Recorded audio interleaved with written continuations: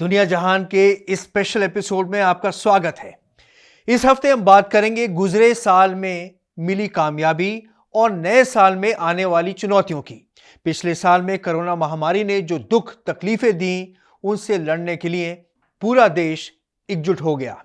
काम धंधे और अर्थव्यवस्था चौपट हो गए थे, लेकिन हिंदुस्तानियों के हौसले से आज हमने जिंदगी और इकोनॉमी की अच्छी रफ्तार पकड़ ली है। अब इस रफ्तार को कम नहीं होने देना है। आदाब, मैं हूं आतिर खान। आइए सुनते हैं हेडलाइंस। महामारी के बावजूद बीते साल हुए तारीखी कारनामे। मुसलमानों ने भी कामयाबी की बुलंदियां की हासिल। तालीम का हुआ नुकसान, लेकिन भरपाई के लिए की गई कोशिशें। कोरोना की चुनौतियां नहीं हुई हैं कम। अब यूपी के मदरसों में लगेंगे स्मार्ट क्लासेस। सबसे पहले गुजरे साल को अलविदा करते हुए हम आपको नए साल की मुबारकबाद देते हैं और उम्मीद करते हैं कि नया साल आपके लिए खुशियों भरा हो। यूं तो जमीन से आसमान तक गुजरे साल में देश ने कई बड़े कारनामे अंजाम दिए।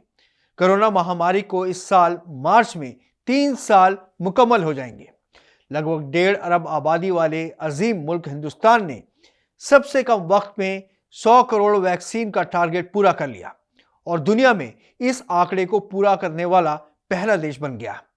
इस कामयाबी को यूनाइटेड नेशंस ने भी सराहा।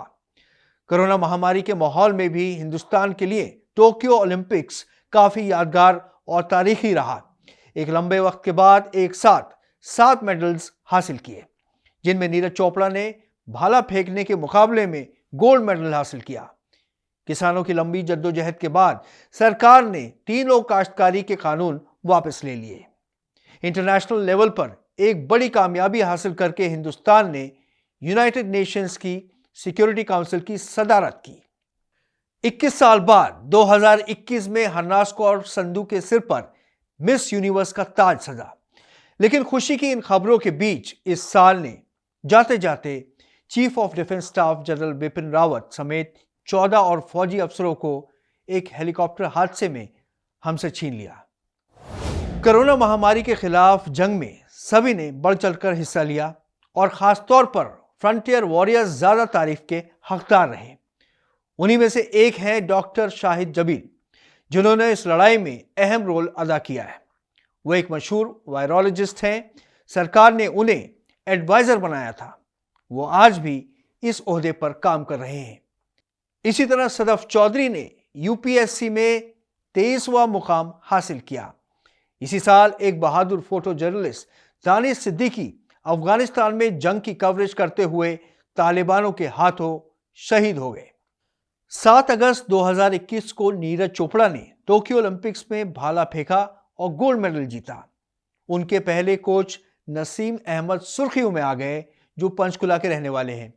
मोहम्मद शरीफ फैजाबाद अयोध्या में एक साइकिल मैकेनिक है। इस साल प्रेसिडेंट रामनाथ कोविंद ने उन्हें पद्मश्री अवार्ड से नवाजा।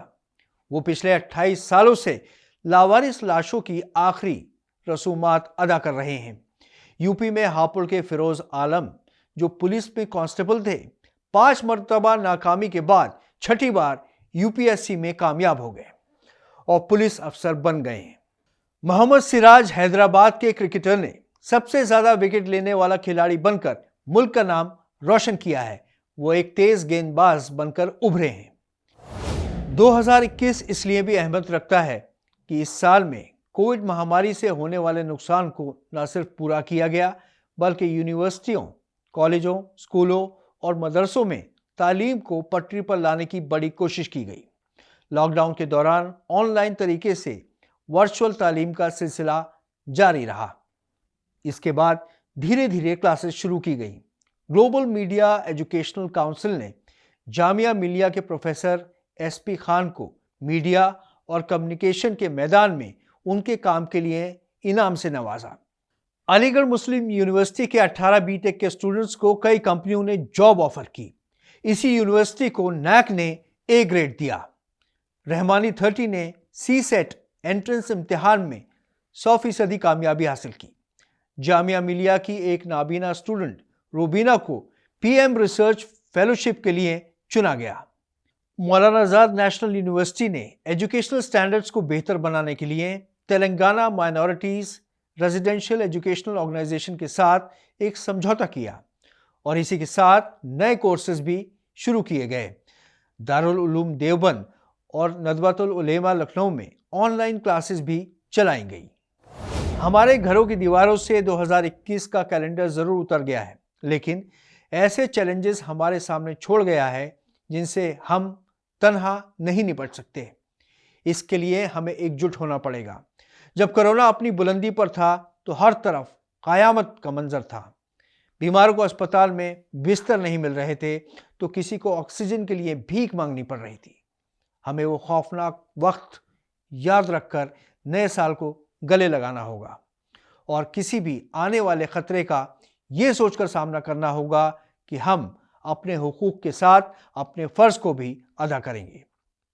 हेल्थ एक्सपर्ट्स का कहना है कि कोरोना वैक्सीन लगवाने से नए वेरिएंट ओमिक्रॉन का खतरा कम हो सकता है। अगर आपने दोनों वैक्सीन नहीं लगवाई हैं तो आपसे इल्तिजा है कि उसे जल्द से जल्द लगवा लें। नए साल के पहले दिन हम यही उम्मीद करते हैं कि ये साल सबके लिए प्यार, मोहब्बत और यूनिटी का जज्बा लेकर आए और आने वाले दिनों में हम मुल्क के एक अच्छे नागरिक की तरह एक दूसरे के दुख, तकलीफों और खुशियों को बांटते रहें। अगर हम लोगों के बहकावे में आए तो हम ओमिक्रॉन वेरिएंट से नहीं लड़ सकेंगे। डॉक्टरों की बात ध्यान से सुने, अपने आप उपचार ना करें। हम डेवलपमेंट के जिस रास्ते पर आगे बढ़ रहे हैं उससे उम्मीद करते हैं कि 2022 में हिंदुस्तान की इकोनॉमी में तेज उछाल देखने को मिलेगा। ये तारीखी खबर है कि अब यूपी के मदरसों में स्मार्ट क्लासेस लगेंगी।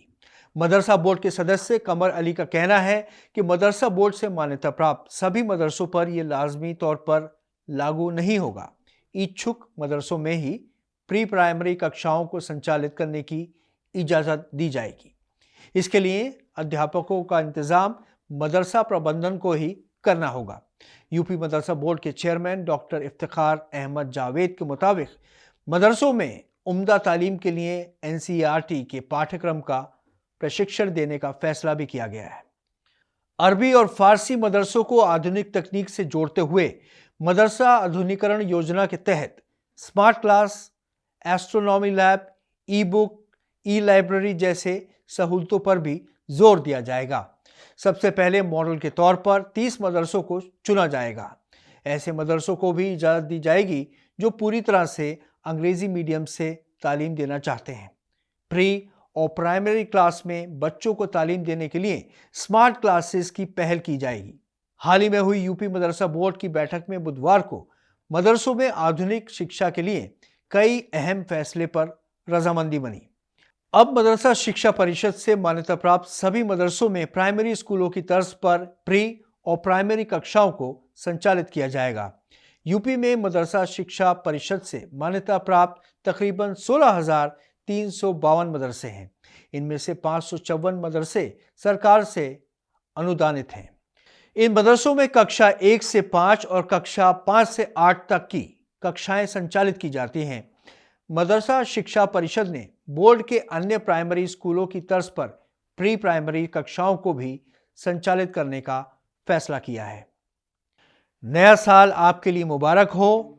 इसी उम्मीद के साथ हम आपसे इजाजत लेते हैं। अगले हफ्ते फिर हाजिर होंगे नई खबरों के साथ। आदाब।